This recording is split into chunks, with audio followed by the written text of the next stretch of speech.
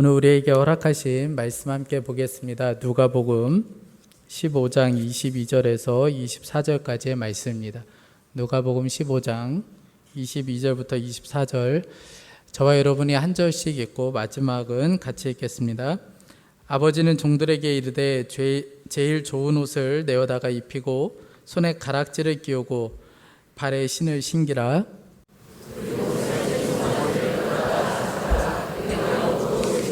같이 읽겠습니다.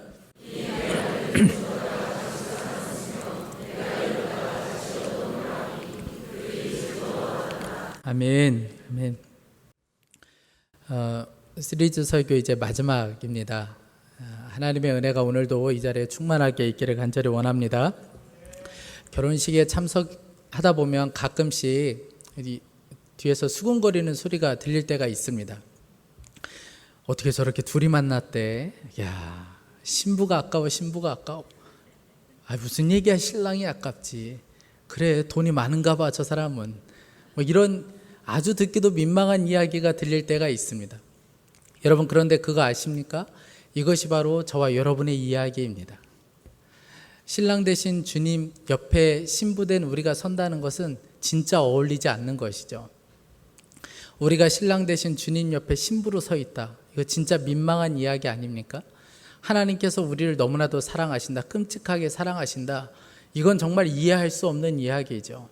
왜냐하면 이런 사랑은 세상에서 우리가 한 번도 경험해 보지 못했기 때문에 그렇습니다. 세상의 사랑은 다 하나같이 다 뭐뭐하면 사랑하는 것으로 가득 차 있어요. 예를 들어서 공부를 잘하면, 열심히 살면, 높은 지위에 오르면, 예쁘면, 착하면, 권력이 있으면 사랑받는, 또 사랑하는 그런 세상 속에서 우리가 살아가고 있습니다. 그런데 하나님의 사랑은 오히려 그렇지 않다는 거예요. 오히려 뭐뭐하지 않아도록 가득 차 있습니다. 세상에서 전혀 경험할 수 없는 사랑인 것이죠. 우리 모두가 다 이 사랑 가운데 있습니다. 탕자를 향한 그 아버지의 뜨거운 사랑, 그것이 바로 하나님 아버지의 사랑을 그대로 보여주고 있는 것입니다. 우리가 지난 2주 동안 살펴보았던 것처럼 이 둘째 아들이 아버지에게 원하는 것은 오직 한 가지밖에 없었어요. 그냥 재산을 달라는 것이었고, 그냥 아버지는 나에게 재산을 주는 분에 불과했어요. 그래서 그 관계도 이제는 지루했는지 그가 재산을 요구해서, 유산을 요구해서 그냥 나가버리게 되죠. 이 아들의 요구도 굉장히 충격적이지만 더 충격적인 것은 그 아버지의 반응이 더 충격적인 거예요. 당시 전통적인 아버지라고 하면 이런 아들은 그냥 반쯤 죽여놔서 쫓아보내야 맞습니다. 그런데 아버지가 충격적이게도 아무 말도 하지 않고 이 재산을 나눠준 거예요. 생명과도 같은, 그 생명을 찢어주는 것과 같은 그 아픔을 겪으면서도 그 아들에게 그것을 나눠주었다는 것이 너무나도 충격적인 이야기입니다. 여러분, 왜 아버지는 그 재산을 나눠줬을까요? 아버지에게는 한 가지, 그 아들과의 관계만은 지키고 싶었기 때문에 그렇습니다. 여러분, 우리 같았으면 아마 그런 이야기 했을 때에 그 자리에서 그냥 날라찼을 거예요. 그리고 방에 가둬놨든지 아니면 반쯤 죽여놨겠죠. 다시는 입에서 그런 이야기 나오죠. 야, 네가 배가 불렀구나 이제. 그리고는 다시는 그런 이야기 못하도록 만들어 놓았을 겁니다. 탕자의 아버지도 만약 그렇게 했다면 아들은 집을 나가지 않았을 것이 분명합니다. 그런데 집은 나가지 않고 집에 있을지는 몰라도 아버지와의 관계는 완전히 다 깨어질 것이 분명한 것이죠. 아마 아버지는 그것을 알았던 것 같아요. 그래서 그 아들의 요구에 아버지가 그렇게 해준 것이죠. 자녀를 낳아 길러보신 부모들은 다 알고 계실 겁니다. 이런 아버지의 심정을 아마 다 알고 계실 거예요. 자녀가 때로는 이제는 말로 안 될 때가 있습니다. 이제는 말로 가르칠 수 없을 때가 있어요. 이제는 잔소리처럼 여겨질 때가 있습니다. 요즘은 더더욱 그렇죠. 제가 얼마 전에 우리 부목사님 집에 저녁을 먹기 위해서 갔는데 그 목사님의 막내 딸이 5살이에요. 그래서 다 같이 식사를 하는데 이 아이가 얼마나 좋겠어요. 사람들이 많이 왔으니까. 5살짜리가 앉아서 어떻게 밥을 얌전히 먹을 수 있겠습니까? 근데 이 아이가 막 돌아다니고 장난치고 하니까 목사님도 이제 슬슬 짜증이 나기 시작한 거예요. 그래서 협박 아닌 협박으로 너 가만히 앉아서 밥 먹어야 이따가 아이스크림 줄 수 있다. 그래도 뭐 아이가 잘 먹는 것 같다가 또다시 돌아다니고, 그래서 제가 옆에 있다가 좀 도와줘야겠다는 마음이 들어서 제가 그 아이에게 조용히 이야기했어요. 아빠 화나신 것 같아. 그러니까 조용히 앉아서 밥 먹어야 저기도 아이스크림도 먹을 수 있고 얼마나 좋니. 그러니까 조용히 앉아서 밥 먹어야 돼. 그렇게 조용히 타일렀어요. 그랬더니 이 아이가 저를 이렇게 쳐다보면서 조용히 이 아이도 저에게 이야기하는 거예요. 밥 먹어요. 밥 먹어. 저한테 밥 먹어. 이제 그만 이야기하라는 거죠. 그냥 가만히 그냥 밥이나 먹으라. 그래서 엄청 충격 먹었어요. 여러분, 말로 안 될 때가 있어요. 말로 가르쳐서 안 될 때가 있습니다. 그때 자꾸 이야기하면 잔소리만 되는 것뿐이에요. 오히려 역효과가 납니다. 아버지는 재산 잃는 것보다 자녀와의 관계가 깨어지는 것이 더 두려웠어요. 그래서 이 아이가 가서 재산을 어떻게 쓸지 뻔히 알면서도 그냥 나누어 주었습니다. 왜냐하면 그 아들과의 관계만은 지키고 싶었기 때문에 그렇습니다. 결국 이 아들이 가서 재산을 완전히 다 탕진하죠. 그리고 나서 가장 먼저 생각난 것이 아버지였어요. 그리고 아버지에게로 돌아가기로 결심합니다. 여러분, 그러나 아버지에게로 돌아간다는 것은 너무나도 두려운 일이었어요. 다시 아버지께로 돌아간다, 이건 상상할 수 없을 만큼 두려운 일이었어요. 왜냐하면 이제는 아들로서의 신분을 상실했다고 생각했기 때문에 그렇습니다. 그래서 이 아들이 고민하게 되죠. 우리가 오늘 읽진 않았지만 18절부터 19절 말씀에 내가 일어나 아버지께로 가서 이르기를 아버지, 내가 하늘과 아버지께 죄를 지었사오니 지금부터는 아버지의 아들이라 일컬음을 감당하지 못하겠나이다. 나를 품꾼의 하나로 보소서 하리라. 여러분, 무슨 이야기입니까? 아들이 지금 가서 이야기한 게 아니고 지금 연습하고 있는 거예요. 아버지, 제가 아버지의 집에 들어가지 않는 것 이거 맞습니다. 전 들어갈 자격 없습니다. 그러나 품꾼이라도 받아주시면 제가 열심히 일을 해서 어떻게 빚을 한번 갚아보겠습니다. 지금 그렇게 연습한 거죠. 이 아들이 연습을 많이 했어요. 그리고 연습을 많이 하고 일어나서 아버지께로 이제 가기 시작해요. 그런데 엄청난 일이 벌어지게 돼요. 20절 말씀에 이에 일어나서 아버지께로 돌아가니라. 아직도 거리가 먼데 아버지가 그를 보고 측은히 여겨 달려가 목을 안고 입을 맞추니. 우리가 2주 전에 살펴보았죠. 아직도 거리가 먼데, 여러분, 아직도 거리가 먼데 아버지가 달려와서 불쌍히 여기면서 목을 끌어안았다는 거예요. 여러분, 왜 달려왔습니까? 안 그러면 이 아들은 맞아 죽을 수도 있는 상황이었기 때문에 그래요. 이 아들이 한 행동은 당시에 돌로 쳐 죽여도 마땅한 그런 행동이었어요. 그러니 만약에 동네 사람들한테 붙잡히면 이 아들은 어떻게 될지 모르는 거예요. 그러니 아버지가 보자마자 달려가서 그를 끌어안고 자기 몸으로 덮었다는 것입니다. 여러분, 아버지가 이 아들을 끌어안는 것은 이건 쉬운 일이 아니에요. 지금 완전히 꼴이 말이 아닌 거잖아요. 냄새는 어떻겠어요?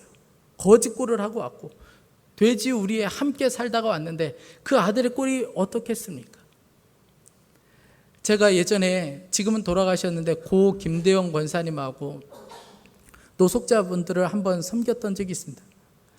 한동안 노숙자분을 섬겼는데 이분들을 위해서 할 수 있는 게 뭘까 고민하다가 저 모란시장에 가서 그분들에게 컵라면을 나눠드리고, 그리고 그분들 중에 씻기 원하는 분들을 우리 교회 지하 4층에 샤워실로 모시고 와서 그분들을 씻기는 일을 했어요. 그런데 문제는 거기서부터였어요. 라면을 줄 때까지는 괜찮은데 이분들을 모시고 오긴 했는데 씻길 수가 없는 거예요. 그 냄새 때문에 도무지 가까이 갈 수가 없는 거예요.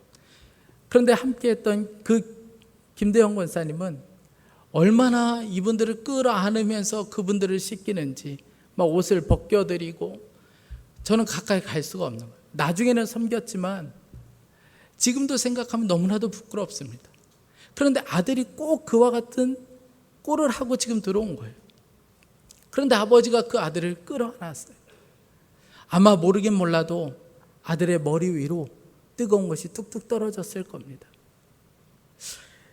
여러분, 아버지는 거짓골로 들어온 이 아들을 옷을 벗기고 새 옷을 입히고 손가락에 가락지를 끼우고 신을 신겼다고 말씀해 주고 있어요. 무슨 의미죠? 아들로서의 신분을 완전히 회복시켜 줬다는 것이죠. 아버지의 말은 이런 의미인 겁니다. 네가 빚을 갚을 때까지 난 기다릴 수가 없어. 그런 거 아무것도 하지 않아도 돼. 네가 이 집에 들어올 때는 그냥 아무 자격 없이 들어오게 되는 거예요. 나는 그때까지 기다릴 수가 없어. 아무것도 하지 않아도 돼. 그냥 네가 들어온 곳으로 난 충분해. 아무 말도 하지 않아도 돼. 여러분, 아버지의 사랑은 아들의 노력으로 성취하는 것이 아니고 그냥 부어지는 것이었습니다. 가장 완벽한 배신을 가장 완벽한 사랑으로 품으시는 아버지의 사랑인 것이죠. 팀 켈러는 이 아버지를 향해서 탕부라고 불렀어요. 탕부. 아들은 재산을 가지고 가서 허랑방탕하게 쓰는 탕자였지만, 그 재산을 다 탕진해버리는 탕자였지만, 그 아버지는 그 아들을 향해서 무모할 정도로 사랑을 탕진하는 아버지셨다는 거예요. 탕부셨다는 거예요. 여러분, 이 아버지가 바로 우리가 믿는 하나님 아버지이십니다. 하나님은 탕부세요. 무모할 정도로 씀씀이가 헤프신, 하나도 남김없이 사랑을 다 써버리신 하나님이십니다. 우리 모두는 그 탕부 하나님의 사랑을 경험해서 이 자리에 있는 것이죠. 여러분, 우리가 하나님께 받은 사랑과 은혜는 이 작은 아들이 받은 것과 비교할 수가 없습니다. 결코 작지가 않습니다. 아들이 돌아왔을 때에 아버지가 뭐라고 이야기합니까?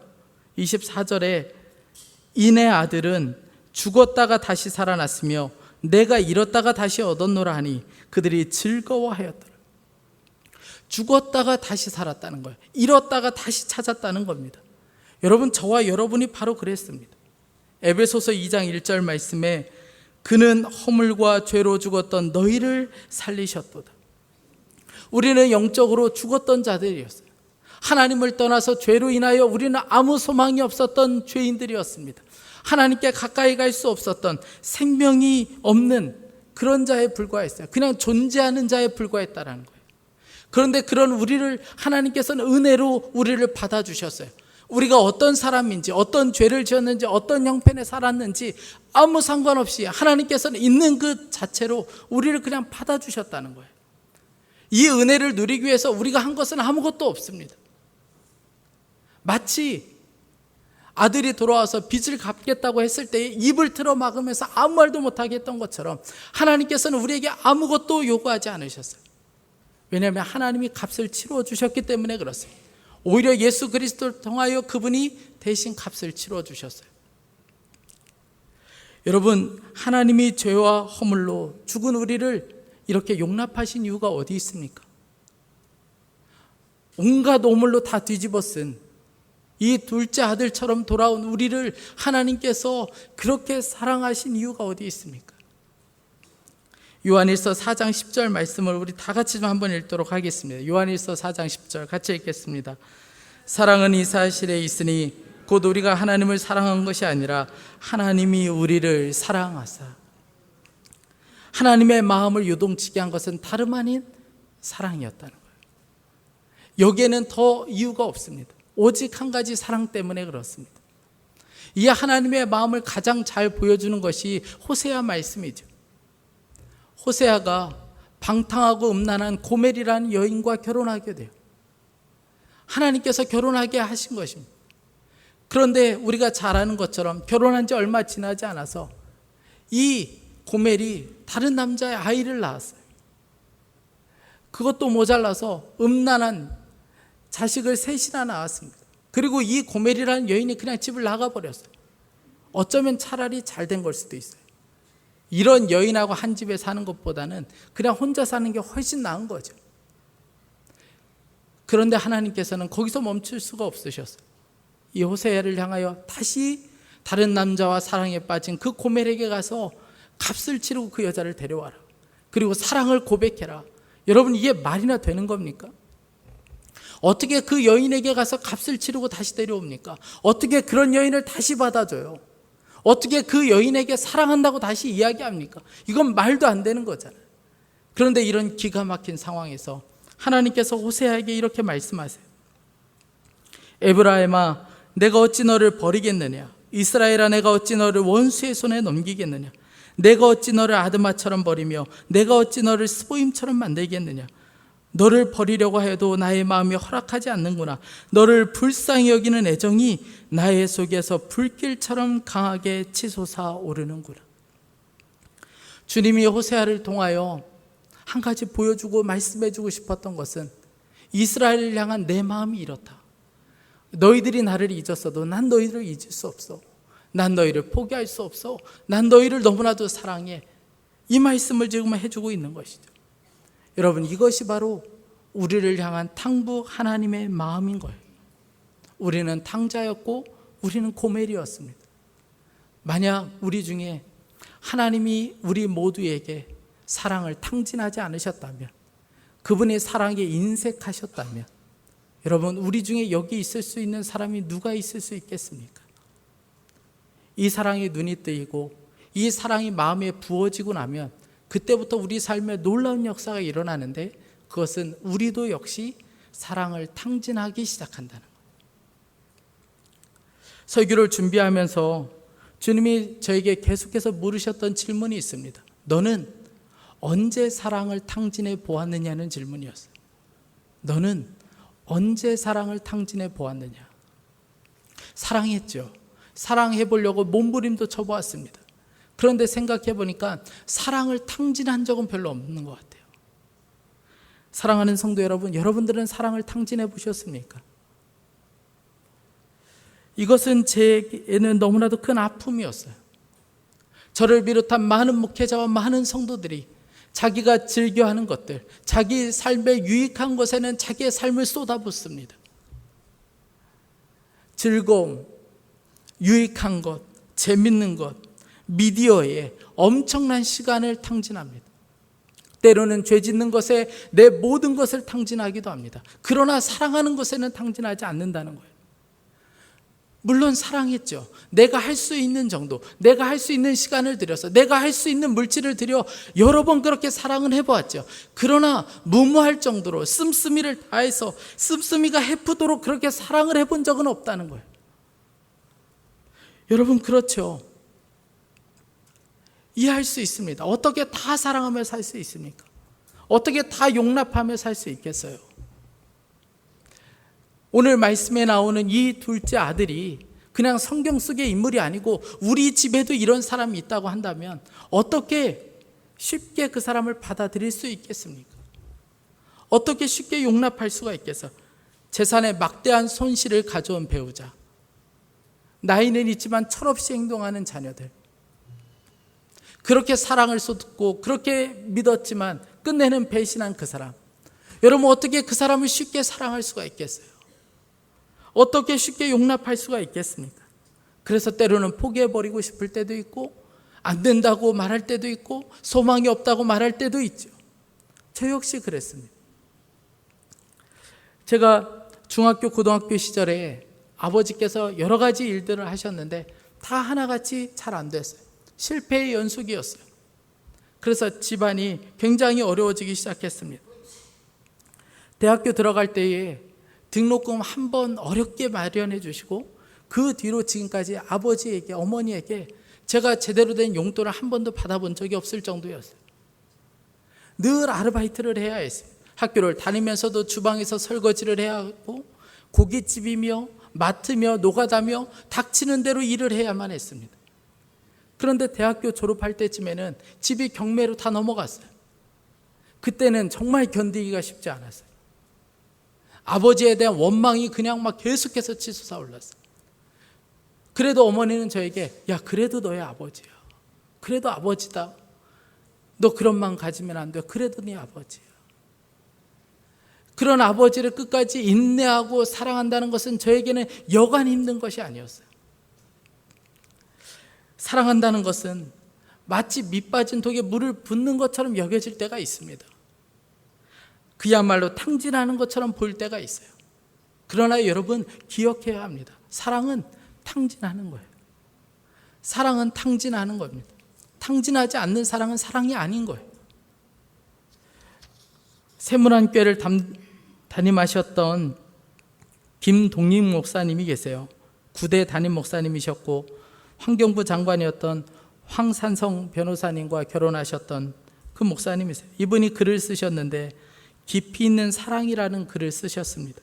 제가 한번 잠깐 읽어드리겠습니다. 사랑의 참맛은 기다려본 뒤에야 알 수 있습니다. 화내는 사람, 신경질 부리는 사람을 속단하지 마십시오. 반드시 이유가 있습니다. 조금만 기다리십시오. 깊이 있는 사랑에는 기다림이 있습니다. 오해를 받는다는 것은 정말 참기 어려운 일입니다. 그러나 변명보다는 진실된 발걸음을 그대로 계속하십시오. 때때로 당신이 상대하는 사람들이 상식을 벗어나고 제 욕심만 생각하며 밉게 굴 것입니다. 그래도 그 사람을 사랑하십시오. 당신의 사랑이 인정받지 못하고 오늘 베푼 당신의 착한 일이 내일은 잊혀지고 당신의 애증이 오해가 되어 돌아올지라도 바보인 척하고 그대로 사랑하십시오. 정직해서 손해를 보고 솔직해서 미움을 사고 순진해서 눈물 나는 일을 겪게 될 것입니다. 그래도 여전히 순진하고 솔직하고 정직하게 살아가십시오. 때때로 당신은 오늘까지 지은 집이 무너지는 경험을 할 것입니다. 그래도 억울해하지 마시고 다시 집을 지으십시오. 이미 완공된 집을 바라보는 기쁨보다는 집을 지어가는 그 보람이 더 클 것입니다. 당신의 도움을 필요로 하는 사람이 엉뚱하게도 당신을 공격하고 사랑을 요구하는 사람이 때를 쓰며 손을 잡아주기 기다리는 사람들이 돌아앉아 있을 경우도 있습니다. 그래도 눈 감고 사랑하고 듣지 말고 도와주고 말없이 끌어안으십시오. 사랑은 차별하지 않습니다. 사랑은 사랑받을 만한 상대를 고르지 않습니다. 사랑은 교환 조건을 제시하지 않습니다. 미워도 다시 한 번이라는 말이 있듯이 사랑하십시오. 여러분, 사랑은 탕진하는 것입니다. 왜 그렇습니까? 하나님께서 우리에게 사랑을 탕진하셨기 때문에 그렇습니다. 그런데 놀라운 것은 우리가 누군가에게 사랑을 탕진하기 시작하면, 누군가 나에게 사랑을 탕진하고 있다는 것을 경험하고 나면 사람은 변하기 시작합니다. 사랑을 탕진하는 아버지를 통해 둘째 아들이 그랬고, 사랑을 탕진하시는 예수 그리스도를 통하여 수가성 여인이 그랬고, 사랑을 탕진하시는 예수 그리스도를 통하여 가늠하다 잡혀온 여인이 그랬습니다. 사랑을 탕진하시는 하나님 아버지를 통해서 우리가 그랬습니다. 한 목사님이 늘 거짓말을 자주 하는 이 아들을 한 번은 엄하게 다뤄야겠다 생각하고, 그리고 매를 들기 시작했어요. 그런데 10대로 시작했는데 나중에는 100대가 된 거예요. 그래도 약속은 지켜야겠다는 마음이 들어서 이 아이 100대를 때렸어요. 맞은 아이도 울고 때린 아버지도 울고 목사님도 울었어요. 그런데 그때 성령님께서 내면 안에서 강하게 말씀하시는 것이 있었어요. 너는 괜찮니? 내가 만약에 잘못할 때마다 내가 너에게 매를 대었다면 너는 괜찮겠니? 그때서야 십자가의 용서와 사랑이 마음 안에 강하게 다가오기 시작한 거예요. 하루는 이 아이가 또다시 거짓말을 하고 돌아왔어요. 이 거짓말을 하는 순간에 막 화가 너무나 치밀어 오르는데, 그때에 생각났던 말씀이 이 누가복음 15장 말씀. 그래서 이 목사님이 집에다 프랜카드를 달고 환영한다, 그리고 프랜카드를 달고 아이가 좋아하는 음식도 시켜놓고, 그리고 와서 아이를 기다리고 있는데 아이가 그날은 죽은 거예요. 아이가 생각하기에 야, 오늘 들어가면 진짜 죽겠구나 생각하고 집에 들어왔는데, 이 아버지가 이 아들을 끌어안고 눈물을 흘리면서 그냥 사랑한다 사랑한다 이 말씀만 하는 거예요. 그런데 놀라운 것은 이 아버지의 눈물과 사랑 때문에 이 아이가 그때부터 변하기 시작한 거예요. 사랑하는 여러분, 사람은 잔소리로 절대로 바뀌지 않습니다. 엄청난 물질을 쏟아 부어도 사람은 절대 바뀌지 않습니다. 그러나 사랑을 쏟아 붓기 시작하면 사랑의 기적이 일어나기 시작해요. 한 가정에 부부와 딸 이렇게 세 식구가 너무나도 행복하게 살았는데, 그런데 이 아버지가 직장일 때문에 어쩔 수 없이 부산으로 혼자 내려가서 지내기 시작했어요. 이제 가족들이 떨어져서 주말 부부가 된 거죠. 하루는 이 아내가 딸에게 아버지가 그래도 너무 힘들게 혼자 저렇게 지내고 있으니 너라도 한번 가서 다녀와라. 그리고 이 딸이 부산에 내려가요. 그런데 그렇게 내려갔다가 충격적인 장면을 보게 돼요. 아버지가 다른 여자하고 살고 있는 거예요. 그날 밤에 아버지하고 한마디도 나누지 않고 그리고 이 딸이 다시 서울로 올라와요. 어머니가 물은 거죠. 어떻게 아버지 잘 지내고 계시든? 딸이 고민하다가 이야기했어요. 말도 못하게 고생하고 있는 것 같아요. 우리 이렇게 떨어져 지내면 안 될 것 같아요. 아버지 고생이 정말 이만저만 아니에요. 그렇게 이야기했어요. 며칠 후에 이 아버지가 서울로 올라왔지만 집에 들어갈 수가 없는 거예요. 어떤 일이 벌어질까? 아내는 나를 어떻게 대할까?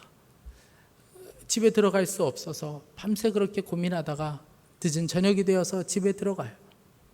그런데 이 아내가 이 남편을 보자마자 이야기하는 거예요. 여보 미안해. 얼마나 고생이 많았어.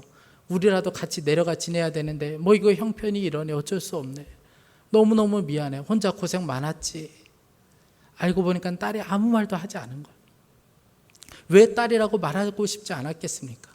왜 딸이라고 이걸 바로 잡아야 된다는 생각이 왜 없었겠어요? 그런데 아무 말도 하지 않은 거예요. 이 딸이 결혼할 때 이 아버지가 주례하는 목사님을 붙잡고 그렇게 펑펑 우시면서 그런 거예요. 제 딸은 딸이 아니고 구세주입니다. 이 아이가 저를 살렸습니다. 사랑하는 여러분, 어쩌면 여러분 중에는 이런 이야기가 불편한 이야기가 될 수도 있습니다. 어떻게 다 그렇게 살아요? 어떻게 다 그렇게 해요? 너무나도 미련해 보일 수 있습니다. 그러나 사랑해 보지 않은 사람에게 사랑은 미련해 보이는 거예요. 쓸데없는 짓처럼 보일 수 있습니다. 여러분, 아버지가 이 둘째 아들에게 그냥 유산을 나눠 주었을 때, 그리고 이 둘째 아들이 그 재산 다 탕진하고 그냥 거지꼴이 되어서 돌아왔을 때에 잔치를 벌여주었죠. 여러분, 이 장면을 보고 주변에 있던 동네 사람들이 뭐라고 했겠습니까? 그 참 쓸데없는 짓 하고 있네. 그래봐야 소용없어. 당신이 자녀 다 망치는 거야. 아이를 그렇게 키우면 안 되지. 어떻게 그렇게 할 수가 있어? 당신이 지금 아이 버리고 있는 거야. 얼마나 소리소리 쳤지 않겠습니까?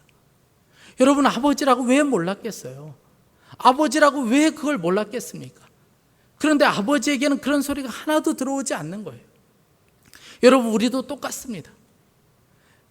모두 다 미쳤다고 그러고 다 쓸데없는 짓이라고 하고 그렇게 해봐야 소용없다고 해도 하나님이 나에게 그렇게 하셨기 때문에 사랑을 탕진하는 성도, 누가 뭐라고 해도 그냥 사랑을 그냥 완전히 다 쏟아붓는 그 성도를 통해서 가정이 바뀌는 거예요. 교회가 바뀌는 겁니다. 사랑을 적당히 해서는 아무런 역사도 없습니다. 지금 진짜 필요로 하는 사람은 사랑을 탕진하는 자가 필요한 거예요. 마치 하나님이 그렇게 하셨던 것처럼, 아버지가 그렇게 하셨던 것처럼 그런 사람이 필요한 것이죠.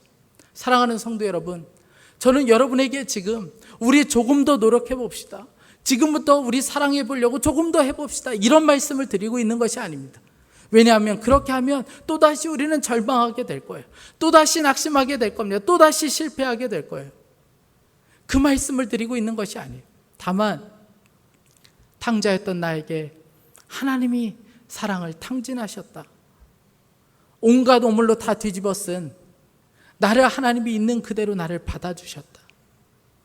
이것을 기억하자는 것입니다. 사랑은 노력으로 하는 것이 아니고 감격으로 하는 것이기 때문에 그렇습니다. 구원의 감격으로 하는 것이 사랑이기 때문에 그렇습니다.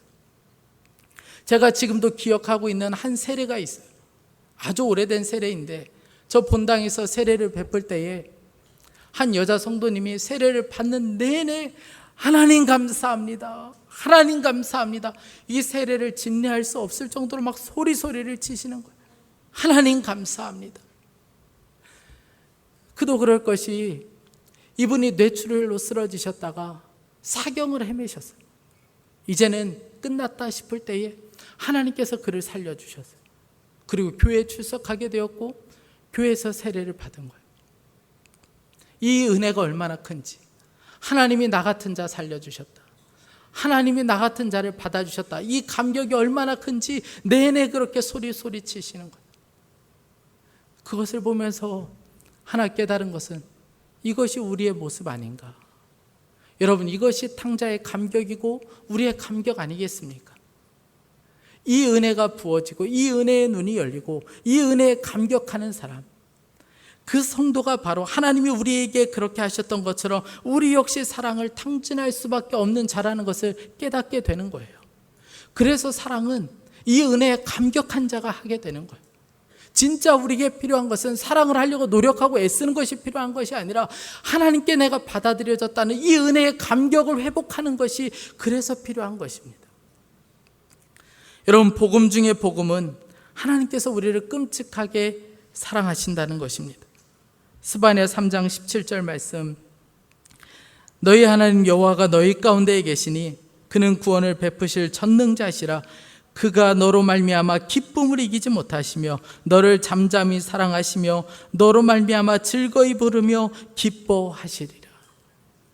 하나님 우리에게 사랑을 탕진하시기로 아주 작정하셨어요. 그리고 사랑을 부으셨어요. 그리고 우리는 생명을 얻었습니다. 그 생명을 경험하는 저와 여러분이 할 일은 오직 한 가지, 우리 역시 사랑을 탕진하는 자의 삶을 걸어가는 것입니다. 그 은혜가 저와 여러분의 있기를 간절히 축복합니다. 우리 시간에 찬양하고 함께 두 번 나눠서 좀 같이 기도하겠습니다. 우리 하나님의 은혜를 기억하고 그 사랑 기억하며 함께 찬양하도록 하겠습니다.